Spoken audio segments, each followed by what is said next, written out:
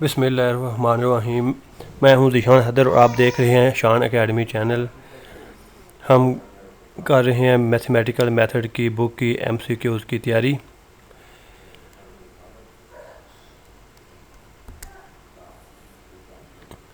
ये है हमारा BSc का पार्ट 2 जिसका पंजाब यूनिवर्सिटी के ऑनलाइन पेपर होना है, उसकी तैयारी मैं आपको करवा रहा हूँ। ये पंजाब यूनिवर्सिटी के पेपर के लिए अहम तरीन MCQs हैं जो इस वीडियो में आपको करवाए जाएंगे। ये मैथमेटिकल मेथड के बुक का चैप्टर नंबर 3 जो मैट्रिक्स और डिटर्मिनेंट वाला है उसमें से ये बनाए गए हैं। ये काफ़ी इंपॉर्टेंट हैं। आप अपने पास कापी पेंसिल लेके बैठें ताकि आप उनको इजीली सॉल्व करके उनके आंसर को बता सकें। अगर आप इम्तिहान के अंदर वाकई अच्छे मार्क्स लेना चाहते हैं तो आपको खुद से प्रैक्टिस करनी होगी।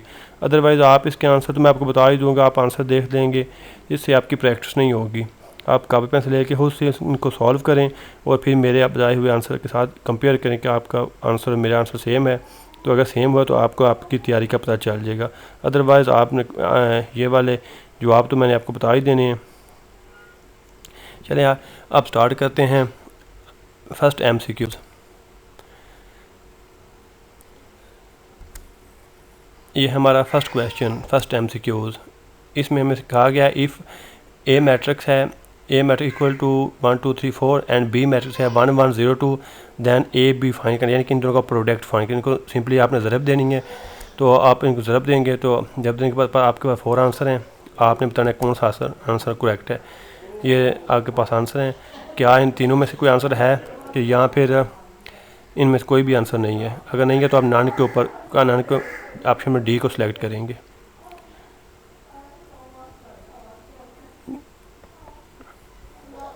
हमारा करेक्ट आंसर है इस MCQs नंबर 1 का ऑप्शन नंबर C, जो मैट्रिक्स अंक दिया गया 4 6 6 8। ठीक है, ये हमारा करेक्ट आंसर है।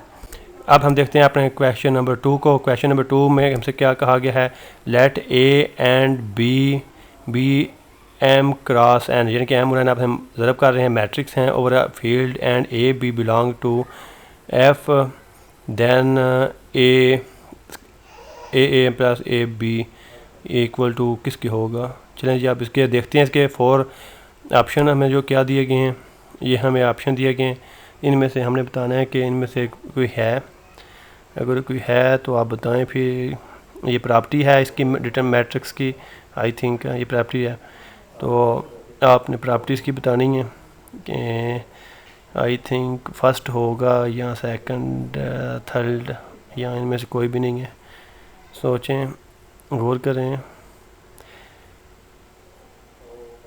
अगर आपने ये चैप्टर अच्छी तरह तैयार किया हुआ है तो फिर तो आप फौरी तौर पे बता सकते हैं।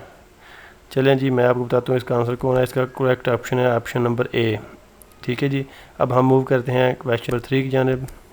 देखते हैं क्वेश्चन नंबर 3 को, इसकी स्टेटमेंट पढ़ते हैं। अच्छा जी, A है into B plus C equal to AB plus AC is called. ये क्या करेगा, ये सिंपली पता है, ये सब बच्चों को पता होगा। 4 ऑप्शन है, आप इनमें से एक ऑप्शन को आपने सेलेक्ट करना है। 4 ऑप्शन में से करेक्ट ऑप्शन को आपने मार्क करना है। अच्छा, ये प्रॉपर्टी है, बताना है कौन सी प्रॉपर्टी है। एसोसिएटिव प्रॉपर्टी है, कमोटेटिव प्रॉपर्टी है, या डिस्ट्रीब्यूटिव प्रॉपर्टी है, या फिर A और B associative and commutative property है। ये आई थिंक ये सबको आता होगा, बहुत इजी है, बहुत इजी ये MCQ था। इसका करेक्ट ऑप्शन है जी option number C, distributive property है।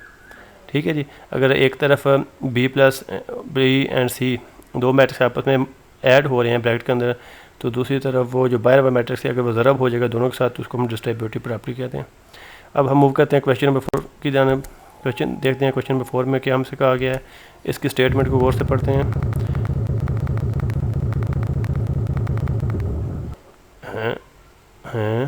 बड़ी डेंजरस स्टेटमेंट आई है कि if A is a matrix then tell nilpotency index of A if A equal to 0। आप पता चलेगा स्टूडेंट को। आपके पास जी 4 ऑप्शन है। ऑप्शन तो बड़े इसके इजी से हैं, 1 2 3 3 मल्टीप्लाई बाई 3 ये 9 होता है। अच्छा जी, बताएं इसमें कौन सी इसकी नील पोटेंसी इंडेक्स ऑफ A क्या होगा।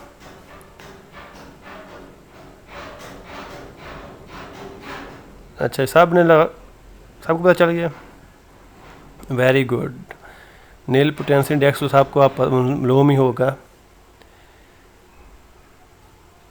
चलें देखते हैं इसका करेक्ट ऑप्शन क्या है। इसका करेक्ट ऑप्शन है कंप्यूटर कह रहा है अभी सोचें, अभी कंप्यूटर और टाइम मांग रहा है, वो कह रहा है ऑप्शन नहीं बता रहा, अभी कह रहा है और टाइम लगेगा।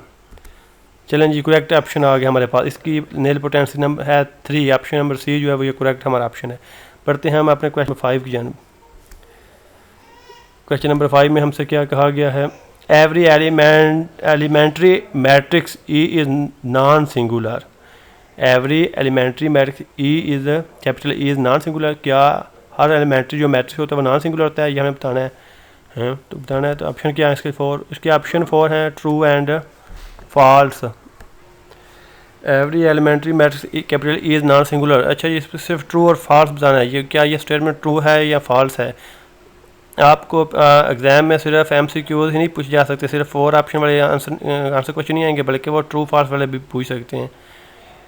तो आपने इसकी स्टेटमेंट बताएं, ये ट्रू है स्टेटमेंट या फॉल्स है? जी ये ट्रू है।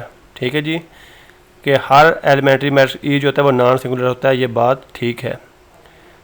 बट फर्दर हम बढ़ते हैं आपकी आगे क्वेश्चन नंबर 6 की जानिब।